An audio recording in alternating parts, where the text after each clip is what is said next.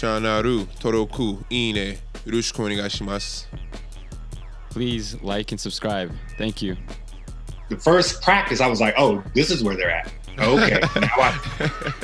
Because those guys were, I mean, nothing against the b.league players because they're good, you know what I mean? But that I was like, oh, because these guys were bigger, they were faster, they were stronger. And then I had a Karamura on my team where I was like, I've never seen a Japanese player play like this. I was like, this is crazy. This guy is good. Like, he's regular good, like how we would say good.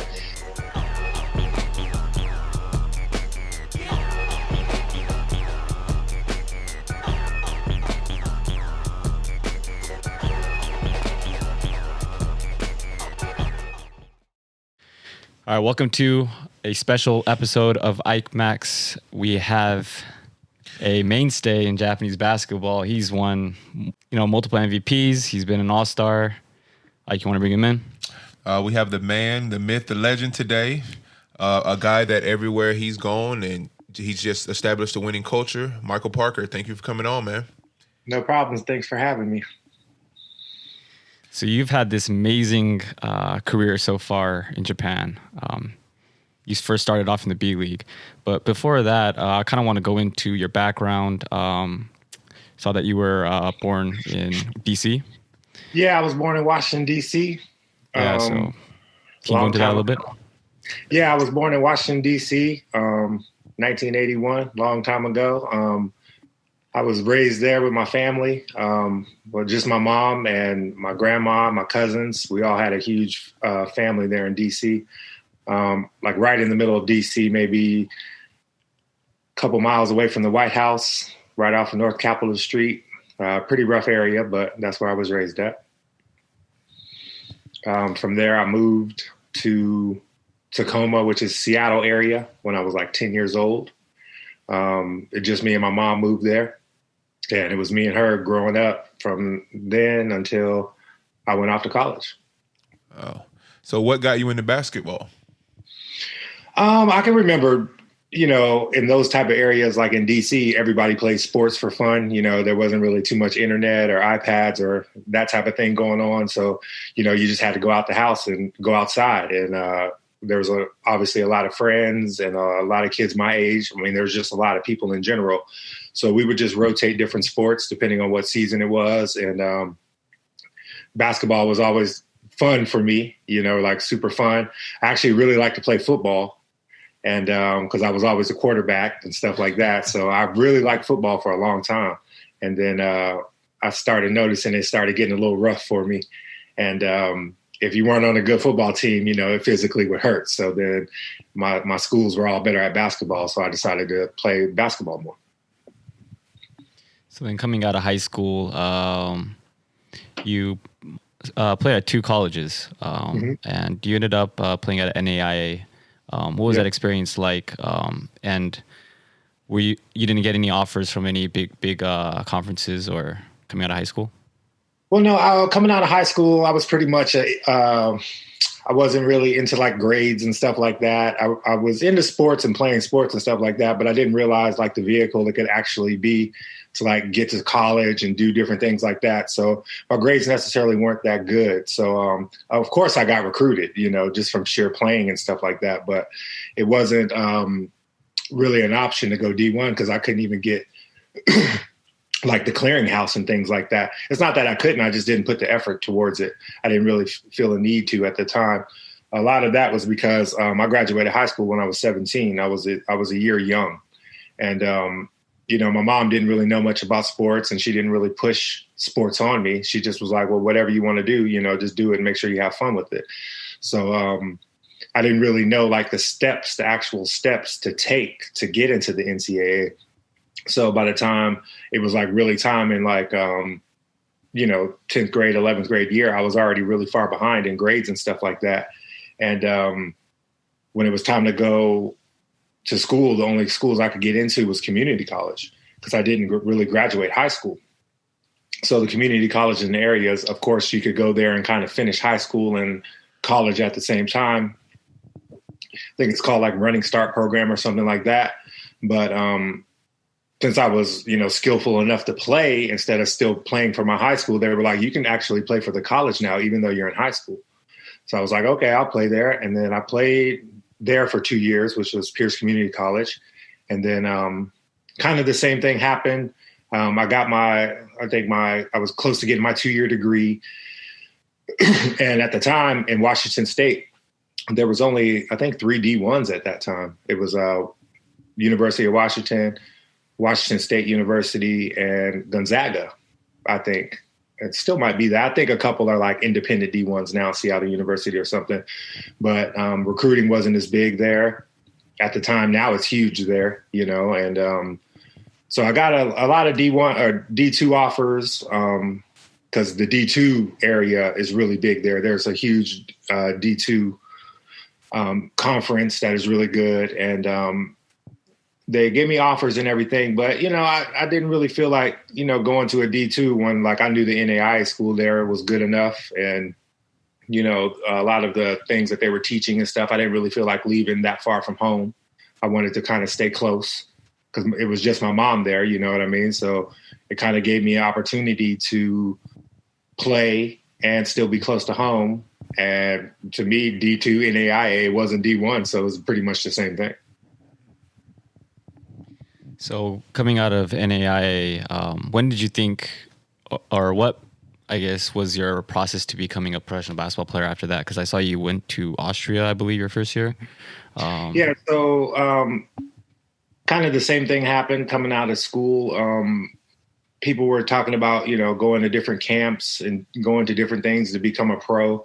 And, the thing that always saved me was my skill is that we would always play against D2s and D1s and different things. From high school, I always play against D1 players, So that never really impressed me too much because we would play against each other and I would know like, yeah, I'm just as good as him, And then so coming out of college, my coaches didn't really know much. They never had a player who could actually go pro. So they were like, well, we think you should go to these like tryout camps and stuff. And I was like, well, I mean, back then you had to pay for it and stuff like that. So I had to, save up a little of my scholarship money, knowing that I'm going to go to these camps at the end of school. And then I went to a couple camps and stuff like that and got, a couple offers, not knowing anything about pro basketball at the time to go to Europe. And then I decided to go to Austria. I could have went to, I think, Austria or Germany D2, just a couple, like the entry level stuff. And I chose to go to Austria. And then it didn't really turn out that well for me. I didn't really like it. It was kind of weird. It was just different, and not different as far as anything I couldn't handle, but different that I had never really traveled or done anything. So I couldn't really picture, the world being that different. And it wasn't like, Vienna, Austria or somewhere big. It was a small town in Austria, really close to Hungary. And I was like, man, these people are different, and then a lot of the harshness and stuff that they were, I just couldn't really deal with, but I mean, it was still basketball. So I still could play basketball and that was still fun. And then that's when I got kind of introduced to the politics of basketball and people telling you, do these things, but other people want you to do different things. So that was really my first experience into like dealing with something like that. And so after that experience, how did you end up eventually coming to a place where you would call home Japan? Let's see. After Austria, I went to Ireland and played basketball, but that was like fun, like, I mean, it's a pro league, but not really, like we would practice 2 or 3 times a week and go out and hang out and just have fun. We just were having fun.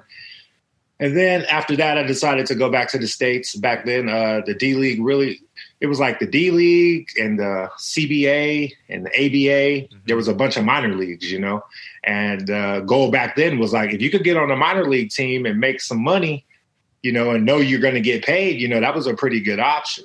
So like I did that for 2 years and I was on a really good minor league team. And I got drafted to go to China. And I went to China back then it was like a Chinese draft. You had to go to like Hawaii and like actually participate in the draft. And then I got drafted to go to Beijing, actually, the Ducks. And before that started, we had like I got drafted in the 3rd round. So you kind of had to go and like play like a touring type thing. And so I toured there, but we weren't in Beijing. We were like Western China. I was like, man, I don't know if I can do this. So I came back home. And when I came home, I got an offer to try out. It was actually a tryout to come to the b.league for Fukuoka. They were saying like, and they were the worst team in the league at the time, expansion team, last place. And they were like, well, you can come and try out. And I was like, well, I mean, try out, what does that mean? They were like, well, if you can handle the level, then we'll keep you. And I was like, all right, well, then I was like, okay, I'll just come for a tryout, like, but in my head, I knew I was like, this is probably my last chance. Cause it's been 4 years since I'm out of college and like, this thing don't work. It's not going to work. So I approached that, opportunity as like, this might be my opportunity to actually do something. And then when I got here, I loved it. So then I was like, yeah, I'm just going to stay here and figure out a way to keep growing and growing. So what was that first experience like joining into the b.league? Because a lot of people say the first few years of the b.league was kind of like the Wild Wild West. Like, oh yeah, it was. I mean, there was, I think, 4 foreigner rule. If I remember correctly, you could have 4 foreigners on the court. I know at least 3 was always on the court, and it was just a crazy time. Where we were just out here hooping and playing and just. The basketball was it was really good basketball. And I always equate the b.league into like kind of the jump start of the Japanese basketball getting really popular. Cause I think people saw that and was like, wow. I mean, for instance, I was playing the 3 in the b.league. So I would be the 3, there'd be a 4 bigger than me. And then there'd be a huge 5 where that's good basketball, like It doesn't matter what your Japanese players are. Yeah, I kind of equate the b.league to like an American style league, whereas at the time, the company teams, it was like JBL, and it was super traditional Japanese, right? Like JR is like maybe one American player gets to play at a time, type of thing. So yeah, and I remember like Toyota Apaches were going all out. Like they signed Coach Hill and yeah.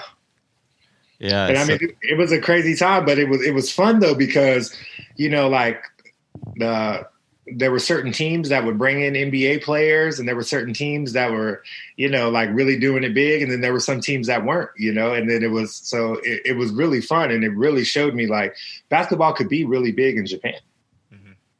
Yeah. At what point, I was just going to ask you that, at what point during your b.league experience did you realize like, hey, like I can really establish myself as one of the premier players here and be here for the foreseeable future? Well, it had to be during our first year. When I got there, we were below 500. And to make it to the playoffs, I think we had to win 5 games in a row or something like that. And I mean, at the time, I think we only played 40 games or something like that. So it wasn't like it didn't look like we could do it. And I remember some of our guys were saying like, man, I don't know what's going to happen. And I was like, well, let's just play it out. Let's just really see. And I remember I had got really hot for a streak there. And I remember the guys just saying like, man, let's try and let's just see. And then my coach kind of changed things just a little bit where I started getting the ball more. And then I remember we did that. And then the first round of the playoffs we won, and we had went from the bottom and then we went all the way to the Final Four. So then at the Final Four, because before no one really knew me here or anything like that. And then at the Final Four, I remember trying to walk through the crowd because we made the 3rd place game. We had lost in the first round and we had made the 3rd place game. And I was like, man, I'm going to sit here and I want to watch the final game to see, who's going to win and who's not. I mean, I was pretty sure I knew who was going to win. And I remember not even being able to walk through the crowd without teams like, hey, where are you thinking about staying? Where are you going to go? What teams are you going to do? And it's like, it just kept going over and over again. At the time, I didn't have an agent. I didn't have anything. And I was like, yeah, this is going to work out. I was like, this is going to work out perfectly. And then by the time I could get to the end, my team had saw me walking through and talking. When you don't have an agent, you're talking yourself. Exactly. And they're like, oh, you can come right now, man. You got to leave Fukuoka. And then by the time I got to the end, Fukuoka was like, we are not going to let you leave. We don't care what it takes. You have to come back to our team. And then I was like, this might be my career right here. I'm just going to do the best that I can. Wow. So I didn't meet you until the NBL side of things. My first year in Japan, you were with Wakayama. It was you and, like we said, Big Aono and Kawamura. And I remember you guys being stacked. Yeah, I mean, that year I had that team used to be Panasonic in the JBL, and they had moved to the Wakayama. And I was in the BJ League. I had played a couple years in the BJ League and done a lot of stuff, individually. And I had a lot of success with that, individually. But at the time, I didn't realize, like, Japanese basketball, you got to get on that good team. Like, that's part of the deal. And a lot of it is you start individual and then you get on a good team. And so individually, I was doing good. I could make it to the Final Four, second round of the playoffs, by myself. But then when I would go against the teams that were stacked, I'd be like, man, I dropped 40, but I can't understand why nobody else can do nothing. And then that year, my coach was leaving where I was at in Shimane at the time. And he told me, I'm going to go to the corporate league. And he had coached the national team and all kinds of things in Japan. And he was like, Mike, it's time for you to move to the corporate league. That's where the money's at. It's they take better care of your team. They do everything for you in the corporate league. And he was like, if I'm going to go to the corporate league again, he was like, if I go, I'm going to tell them that you're going to come with me. And that was one of the ways. His name was Coach Jericho. And that was one of the ways that he got back into the league, saying that, like, he's going to, at the time I was putting up 25, 26. It didn't matter a game. Mm-hmm. And so he could have made a choice for a couple teams. And he went to Wakayama. So obviously I followed him. And basically we got put on the old Panasonic team. But they brought me, you know what I'm saying? So then all of a sudden we just exploded. I was like, okay, well, this is for real where I'm really going to be at now. Was there a major difference you found between the level, like as far as the skill-wise between the Japanese or the imports between the two different leagues? Oh, yeah. Imports, not so much, man. Not so much because, imports are imports, but the Japanese players, the first practice, I was like, oh, this is where they're at. Okay. Because those guys were, nothing against the BJ League players because they're good. You know what I mean? But that I was like, oh, because these guys were bigger, they were faster, they were stronger. And then I had a Carl Moore on my team where I was like, I've never seen a Japanese player play like this. I was like, this is crazy. This guy is good. Like, he's regular good, like how we would say good. And it just like opened my eyes like, oh, the really good Japanese players would rather get on a company team and not really play than to come to the BJ League and play. Yep. Because, and then they broke it down like, we'll get more money if we just be on and we're company employees. So that's something I had to learn when I moved to the company teams. Hey, but that kind of still holds true even now. Like, it's guys that'll be on a bad B1 team, but not come to a really good situation in the right. B2. That's right, because they still have that in their mind, like, well, I'm good, not realizing like you could actually push your, you could push yourself as a player if you actually showed how good you were. Yep. But they're just good with like, I'm doing real good right now and I don't mind just sitting. And you're like, nah, you should actually see how good you actually could be. But they still have the idea of, nah, I'm good. I got a good job. I can do this. I can do that. And it's like, yeah, but your job can get better if you can show how good you actually are. But I feel like as the years go by, then I feel like that change is going to come where more guys are going to be. It's coming. You can tell more and more guys are willing to kind of take a risk and go somewhere else and be featured. Yep. And it's only going to help basketball here. For sure. I remember those days in the NBL, just our team talking about you and scouting you. And just talking about like your trajectory, like your career trajectory from BJ League to then going to Toyota. Like everybody was like, whoa, this guy just, what happened? I don't know if you remember this or not, Mike, but it was my first time in Tokyo. I was walking down the street and I saw you and you were in Tokyo. And I was like, bro, like, what are you doing out here? And you were like, man, I'm making moves. I was like, what do you mean? Because this was after I had just finished Yogo. And you were like, I'm making moves. And I was like, man, like, what are you talking about? Like, what are you doing? And you was just like, I'm making moves. And I was like, all right, bro, like, nice to see you, man. Good season. And I looked up and boom, you were on Toyota. Mm-hmm. What went into that? I mean, it was just a crazy situation where when I had moved to Panasonic, Wakayama, they gave me good money, but I signed a 2-year deal. Mm-hmm. And, the first year we were crazy good. And then the second year, I think me and Carl Moore were the only ones that signed 2-year deals. And then they kind of ran out of money and stuff for whatever reason. And, at that point, I was like, well, I don't really know what's going to happen. And then they were talking to me about it. And then I think that year Toyota wasn't doing necessarily that good. And, they are always, traditionally really strong. And some kind of way word had got back that they might want me, but they don't know if I could fit into a system. And I was like, playing in the system's the easiest thing to do. I was like, the hardest thing to do is go out there and make your team win. Like, all you got to tell me is what to do. And then, then all of a sudden, once I came across that way, then it just kept rolling then. And then when I saw you there, I think we were in, it was close to your yogi gym at the time. Yep, you were walking down. And then at that time, I don't even know why I was there. I think I came up to meet with them or something crazy. Okay. And I'd seen you.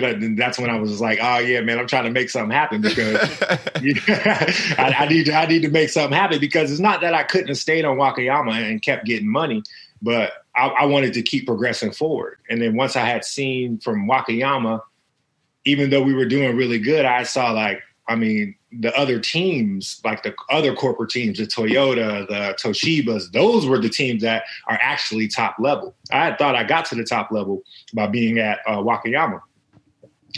Quickly realized, nah, Toyota has practice facilities and stuff. Yes, and yes. There are teams like this in Japan, So then it just happened to work out that I could make a move. And then I was like, yeah, I'm going to just make this move, take this risk, and see if it'll work out for me. Definitely did. What do you attribute your success to? Like, to be able to take these, leaps? Almost, it felt like every year. I don't know. A lot of it's luck. I don't feel like I'm the most skilled player that's ever lived or anything like that. But a lot of it's luck. A lot of it's being able to adapt to the situation. Because it was, in a weird way, it was tough to go from, being able to shoot and lead a team to the championships and stuff like that to coming on the team. But then at the same time, being able to adapt to it, which surprised a lot of people, because a lot of people was like, that'll never work. Like, he has to shoot. He has to do these things. But really deep down in basketball, I learned to play in a system. But a lot of people didn't know that, because I needed to show my individual to be able to move up. So being able to adapt was big. Not being scared, but being scared to fail. I wasn't scared to take a risk, but it always pushes me not to fail, because I don't like to fail at anything. So that was also a big thing where, if practice is hard and we got to compete at practice, I'm fine with that. But I also like to just chill and just, if it comes, it comes too. You know what I mean? So that also goes to being able to adapt to a situation. Yeah, and I can really, really agree with that, because it's shown in your play style over the years. Everywhere you've gone, you've won. You haven't been the focal point. Since I've been in Japan, you've never been like, oh, they're going to get Mike 30 touches a game. But you look down at the box score, you've got 20 and 15. Mm-hmm. It's like wherever you've been, whatever situation you've been put in, you've had statistical success, but the team has also succeeded. What is it? Right. What is the correlation between the two for you? What is it? I don't know. I mean, I think being able to just, basketball is a weird sport, because if it's focused around you, you should be able to get 20 or 30 points if it's focused around you. And in a way, that's pretty easy to do if you're getting the touches and you get to just shoot it as much as you want. And if you're allowed to, shoot 40% from the field, that's fine. If you get your 20 shots up, you will get 20 points, but being able to push a team and man, just shoot it. If you miss it, I'm going to grab that rebound. Don't worry about it, or play defense as hard as you can. But if you can't get there, I'll run down and I'll get the ball, and trying to project your confidence on the team is kind of what I try to do, where I try to tell them hey man, don't worry about it. We'll win, and even if I really don't feel that deep down, me projecting that kind of makes the team go, yeah, we got a chance at this. You know what I mean? And that's a huge thing that I feel like I can push a team to do. Yeah, because I'm asking you from a point of I need the advice, because you and falling into the situation with Gunma, they needed you, and you were what put that team kind of into where they are now and over the top. Versus with me, this team was the lower team last year, so it's a more of a rebuilding process here. That's why I asked you that question, because I'm trying to maintain the upward trajectory, but at the same time focus on like, you know what I mean? Maintaining that balance. That's it's kind of a balance where, you know, you can't really tell them, don't worry about this. You know, you got to hold everybody accountable. But at the same time, you got to know that, like, okay, this is about the limit we can be at. Yeah. You can always push a little bit of past the limit. But, you know, if somebody messes up and they're really not that good of a player, they might need confidence. Yep. Just to break them down isn't really going to help. As opposed to a good player, you might have to break him down for a day. Hey, like, you think that you're this good, but you could be, but you're really not, you know, and especially with you could like actually show them like, look, this is actually the level we can be at, you know, and just push and get them better. As far as rebuilding, I mean, that's kind of the fun part about basketball. The fun part is building it up. The hard part is when you get there to stay on top. Yeah, I agree with that for sure. So this year you're playing for Gunma. I was actually like a scouting coach for Coach Hiraoka for School Robots at the time. Okay. How's it like playing under him? I kind of, from my understanding, he was a player's coach as long as he has faith in you type of thing. So how's that been like? Yeah, that's a perfect way to describe him. He's a player's coach if he's with you. You know what I mean? Like, you know, and he from what everybody's told me is he's gotten a lot softer over the years. I think a lot of it is because, like, he's the ultimate competitor. Winning makes him happy. Losing, you don't really want to deal with him too much, you know, it's fine by me as long as we're winning, you know. And he knows his basketball. I must admit to that. He does know his basketball. And he's not really X's and O's and draw up 50 plays and do that type of stuff, but he's more of, y'all better get it together and go ahead and get it together, you know? But, I mean, I think it helps having a guy like you around because you're kind of like an extension of a coach on the floor. I'll say that because I think last time we played you guys, the first game, we were up like 18-5. And you were like, they played a game on Thursday. The legs are going to go. Just keep doing what we're doing. Just keep doing what we're doing. Those legs are going. Just keep doing what you're doing. And, like, next day, you know, you guys are up. And I'm like, bro, we led the whole game. Fourth quarter, 2 minutes left. They take the lead. Like, come on, dude. Yeah, I mean, that's part of experience, though. You know what I mean? Like, you get to the point where you experience everything. And a lot of times this year when we play teams, they come out really hard, you know. I mean, that's just part of being on top of the mountain. They come out crazy, and then you got to kind of weather that. And then at some point it should die down. And then if your team is good enough, you should be able to get close. And then if they come out really hard and you come back and get close, it kind of puts not the fear in them, but it kind of makes things a little more tighter. And then that's when you can actually make your move and do everything that you want to do. Yeah, that's that next step where we're at is just like like when a team does what you guys did and go 1-3-1 and you take the ball away from me, what's our next thing? What do we do? Exactly, because, you know, like it's like playing cards. You know, you can't always just throw that trump out there. You got to wait and you got to see and you got to kind of like feel out what's happening. And then at some point you're like, okay, this is the time to make the move because this is the time that we have to do it. And you got to be patient. But then when you throw that trump card down, it's got to be the big spade. And nobody can beat that. You know what I mean? But that's nothing but experience and stuff like that. I kind of want to go into your playing style because I think you do really have a unique playing style. You're kind of like a Swiss Army knife. I would compare you to like a Sean Marion. Like I don't know, you just fill up the box sheet and you get tons of steals as well. Who do you model your game after? Who do you like? Who did you idolize growing up? Growing up, I would like. I really like Penny Hardaway in his prime before he got hurt. Like a bigger guard. Like actually in high school, I played point guard a lot in high school. A little older, I really used to like Tayshaun Prince, like when he was with the Pistons. Like, you know, kind of long and lanky and kind of do whatever, you know. I mean, like scoring and stuff gets all the glory, but from playing football and doing different other sports, I was like, man, you can do other stuff too in basketball, and it really does count, and it really makes your team good. So I was like the guys who could do whatever you needed, you know what I mean, and still drop 30 on your head, you know what I'm saying, if that's what it came down to. So trying to just play as hard as you can and do kind of what the team needed. So guys like Tayshaun Prince and, Draymond Green, guys who kind of hold the team together, but still have a lot of respect. And when they talk, they could even tell like the superstars, like, hey, man, this is kind of how we're doing it. Those are more so the guys that I looked at that I was like, oh, those guys get a lot of respect. So how have you maintained such a high level as you've grown older?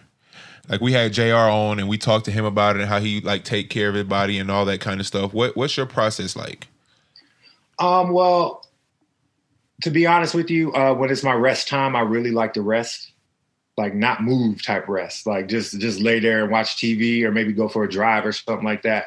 Not really do too much when it's my time off. And then I try, it's kind of a backwards way to do it, but I try not to do too much like body care stuff unless I need it.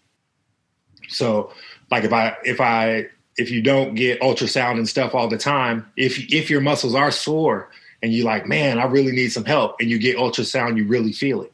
Yep.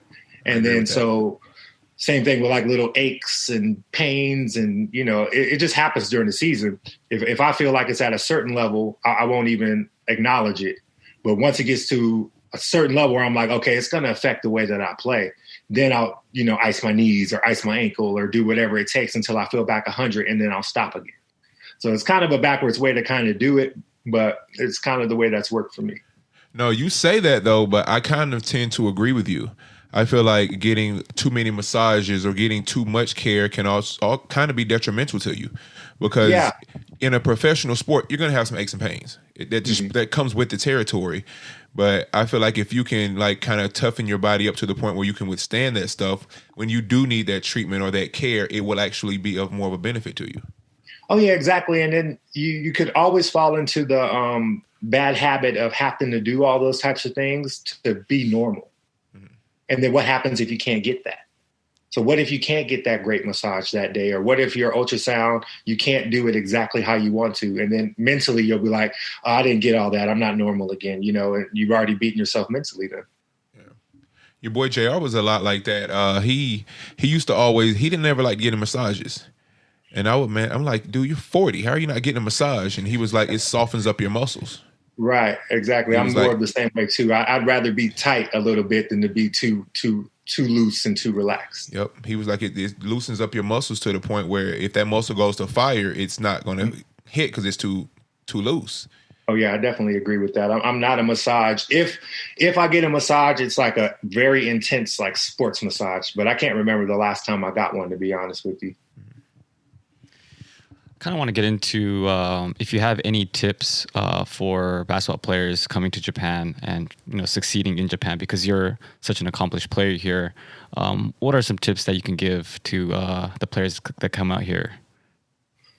The first tip would to break into the market. You got to take whatever you can get, because at this point, people know that this is one of the sweet spots. So whatever, it doesn't matter if it's B2, low B1, whatever it is, just get here. And when you get here, you got to play your best and be respectful and do the best that you can. And, a lot of it is you got to watch out because there's some ballers here, and I think a lot of times the new players that come, they think like, oh, I played in the D-League. I did this. I'm going to dominate here. And it does not happen. Nope. Okay, and as far as culturally in Japan, what's something that has surprised you that you've liked the most about the time you've spent here? The respect level and safeness of it. Like the safeness of it is uncanny. Like you literally can do whatever you want to, and you don't have to worry about someone robbing you. You don't have to worry about someone taking your stuff. You can drop your wallet and someone will pick it up and bring it to your house. They'll go through it and find your ID. You don't have to worry about, just random acts of violence and stuff like that. And everybody's really respectful. Sometimes it gets a little daunting with trying to go out and be a normal person, just because one, you stick out because you're a foreigner, two, you stick out because you play basketball. That's kind of crazy. But at the same time, that would happen anywhere if you were a professional, athlete. So, and then definitely like the safeness of the place is what, I love. Recently, you were asked to join the training camp for the Japanese national team. What was that like when you got the call?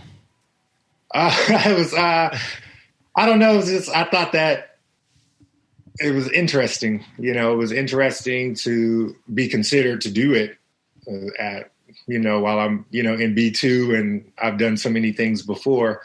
But, the way that the team is set up now, they don't really need someone to score points because they have Hachimura and Watanabe, and they have all these great point scorers, and they actually kind of need more so of the veteran leadership and, kind of the Swiss Army knife type player that can just get plugged in and like kind of do a bunch of different things.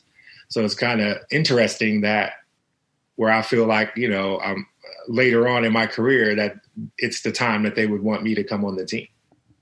But I think it's kind of a testament to what you've kind of helped facilitate there in Gunma. Like, you've done some great things with some teams in the past, but I feel like what you've helped that franchise, if you guys win the championship this year, accomplish is like your crown jewel, because it's really been, I mean, you were the piece that made the puzzle go, you know what I mean? Yeah, man, I understand exactly what you're saying. And that actually played a part into, when I got here, or when I got, transferred here, it was kind of one of the things that kind of drove me was that, I've played on some great teams and done a lot of things, but this time there's no way anybody could say that it was not saying it's just me, you know what I'm saying? Because it's obviously a team thing, but there's no way anybody can say that I didn't play one of the biggest roles into making this team. Like when I got dropped onto Toyota, they were only one player away from being great again, and it just happened to be, I just got switched on to that team. Same thing kind of with Chiba, they were building a good team for a lot of years, and I was the final piece. So a lot of things playing at Chiba, I didn't get all leagues and I didn't get all that type of stuff because I was a piece in the puzzle. And, coming here, I was like, a low B2 team, I think that would have a really big impact on, my career and different things like that. And obviously it shows by getting picked for the national team where they're like, well, maybe you can help us this way too. For sure. Yeah, I think that's a huge honor. No matter how late it came, good luck to you in the training camp.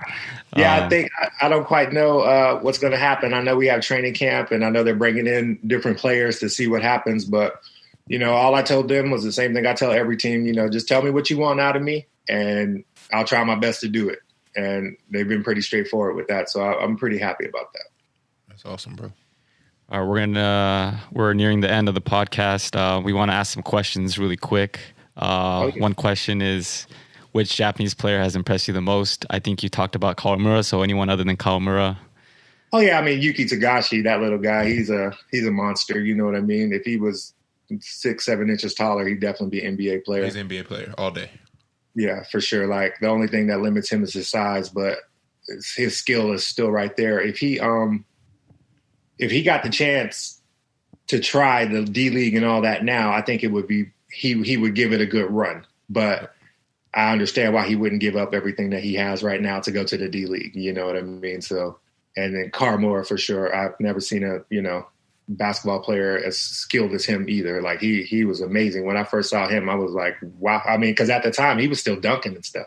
When I was in Wakayama, he was still dunking and hit a 3 in your face and tell you about it. You about it. Tell you, like, I never saw a Japanese player like tell you, like, I'm about to kill you right now, and like, whoa, man, like, and he would go and do it. Yeah, we were talking to a previous guest, and I was just saying that his swag was just different. Like when I first saw him play, that's American swag. It's not something that you see from a Japanese player. So it's different. Oh, it was, and I remember asking him, was like, how did you play? How did you learn to play like this? And he was just like, I always used to just watch NBA players, and I wanted to act like how they acted. So this is how I figured it out. And I was like, man, you got it. Yeah, I remember the first time we played you guys, and I had like big Allen on. I'm like inside attacking, and he was like, you can do what you want, but he looked at our Japanese guys and was like, they can't guard me. I'm like, really? Wow. And he meant it too. That was the thing. Did. He was like sometimes he would rub some teams the wrong way because they wouldn't like the way he acted. Yeah. But it was like, man, he can back it up. So why wouldn't you want a competitor like that? All right, we want to get into the Mount Rushmore section of the podcast. So it's going to be your top 4 of whatever topic we throw at you. Top 4 things that you do outside of basketball. Top 4 things I do outside of basketball. I drive my car and work on my car. What kind of car? I saw that thing. Nissan GTR. Ooh, it's nice. I'll play with my kids a lot. They're in Tokyo while I'm here in Gunma because they have to go to international school. Mm-hmm. I like to go out to eat at different places. And the 4th thing is outside of basketball, I just like to relax and chill. I'll play some Call of Duty or something on the PS5. Oh, you got the new PS5, huh? Yeah, I got it. No, this dude is like petty. He plays like mind games. So I message him the night before the game. He will reply to me, and then he'll walk in the gym and be like, "What's up?" Like, bro, I love it. No, I think you're always like 2 steps ahead. Even in basketball, like your anticipation is crazy on the defensive end too. So I don't know. Yeah, I guess it is mind games. I love it, bro. 2 steps ahead. Got to try to do something, man. You got to try to do something, but keep it interesting. Well, thank you for coming on the podcast. Any last thing you want to plug in? And also you want to share your social media for our fans? Oh, yeah. I mean, I just had fun being here. My Instagram is, what is it, MP3 Basketball Japan. I really just do Instagram for the fans. I don't really do too much else. It's just for basketball. It's not really anything personal or anything like that, but it'd be cool if people followed that. And it's cool to see you guys doing things like this because this will only make Japanese basketball bigger. Well, man, really, once again, thank you for coming on. I think we'll have you on again, man, so you can talk about more of the personal side of things. I think fans would really love to get more of an insight on you on a personal level just because you've accomplished so much here. So once again, thank you, bro. Oh, yeah, no problem. Anytime. I actually like to talk about personal stuff because a lot of times people just ask me the same questions all the time about how do you steal the ball so much and how can you shoot? You know what I mean? It's just like, well, I mean, there's a whole story to it. It's not just that I know how to do these things. You know what I mean? And so it's definitely fun to do something different like this. Appreciate the time. So maybe we could do it after you guys maybe match up in the playoffs maybe down the line. Who knows? I'm looking forward to that matchup. Y'all can get a win, man. Come on. No, it's been a struggle over here. We'll get it together. I got you. All right, Mike, once again, thanks for coming on, man. All the fans, please like, comment, subscribe. Thank you guys for tuning in, and we'll see you on the next one. Thanks, Michael. Thanks.